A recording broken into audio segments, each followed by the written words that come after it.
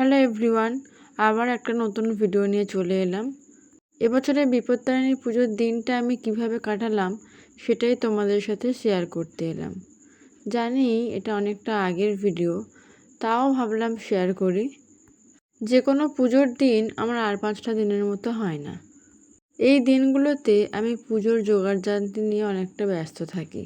যথারীতি সেই দিনও আমি সকাল সকাল স্নান করে প্রথমেই চলে গেলাম আমার পূজার ঘরে। আগে আমি নিত্য পূজা কমপ্লিট করি, তারপরে অন্য পূজার জোগাড়টা করি। তো এখানে তো আমি বসে পড়েছি ফল কাটতে। এটা ছিল বিয়ের পরে আমার দ্বিতীয়বার বিপত্তারিণী পুজো। গত বছর আমি শ্বশুরবাড়ির মন্দিরেই পুজো দিয়েছিলাম, কিন্তু এবছর পূজা দিয়েছি আমার বাপের বাড়িতে। মা যেহেতু ওখানে একা পূজা করে, তাই ভাবলাম আমি এবং আমার শাশুড়ি মা দুজনেই চলে যাই, কারণ গতবারে মা এসেছিল, তাই এবারে আমরা গিয়েছিলাম ওখানকার মন্দিরে পূজা দিতে। তো এখানে তো সমস্ত কিছু আয়োজন করে আমি নিত্য পূজাটা আগে সম্পূর্ণ করলাম। এবার আমার পালা বিপত্তারিণী পুজোর যে সমস্ত জোগাড় সেগুলো করা। প্রথমেই বসেছিলাম ডোর বাঁধতে। সাধারণত পূজার আগের দিন আমি ডোরগুলো বেঁধে রাখি, কিন্তু এবছর আমার আগের দিন নাচের ক্লাস ছিল, তাই আমার সময় হয়ে ওঠেনি। এখানে ডোর বাঁধার জন্য আমার শ্বশুরমশাই আমাকে একটু হেল্প করে দিচ্ছিলেন। লাল সুতার 13টা বেড দিয়ে, তারপর তাতে 13খানা গিড্ডি দিয়ে এবং তাতে 13টি দূর্বা ফুল দিয়ে ডোরটি বাঁধতে হয়। যেহেতু অনেকটা বেলা হয়ে গিয়েছিল, তাই বাবাকে বললাম তুমি আমাকে একটু হেল্প করে দাও। ডোরটা বাঁধা হয়ে যাবার পরে আমি গিয়েছিলাম ফল কাটতে। তোমরা হয়তো অনেকেই জানো এই পূজার ক্ষেত্রে 13 রকমের ফল লাগে।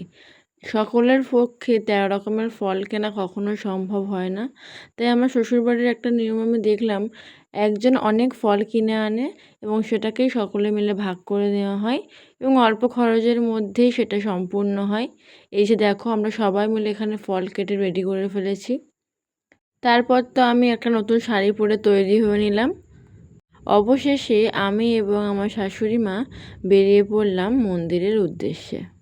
প্রথমে আমরা ও বাড়ি চলে গিয়েছিলাম এবং সেখান থেকে আমার 2 মাকে নিয়ে আমরা চলে গেছিলাম মন্দিরে। যেহেতু আমরা অনেকটা দেরি করেই গিয়েছিলাম, পুজো ছিল প্রায় শেষের পথে, তো ওখানে গিয়ে তো আমরা পুজো সম্পূর্ণ করলাম। তারপরে চলে এলাম বাড়িতে। এই যে আমি বসে পড়েছি 13 রকমের ফল আর সাবু নিয়ে।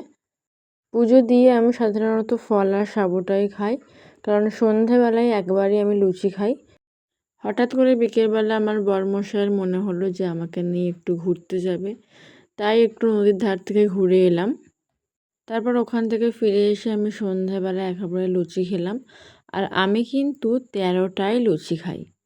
এখানে আমার মা 5 রকম ভাজা, আলুর তরকারি, সুজি, লুচি সব কিছু করেছিল। এই ব্রতের নিয়ম কিন্তু সারাদিনে একবারই খাওয়া, সেই জন্যই আমি সারাদিন খাই না, একেবারে সন্ধেবেলায় খাওয়া দাওয়া কমপ্লিট করি।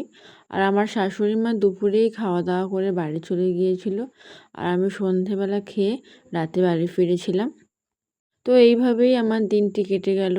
তোমাদের এই ভিডিওটা কেমন লাগলো অবশ্যই জানিও, আর আমার ভিডিওটাকে লাইক করতে একদম ভুলবে না, সঙ্গে চ্যানেলটাকে সাবস্ক্রাইব করে দিও।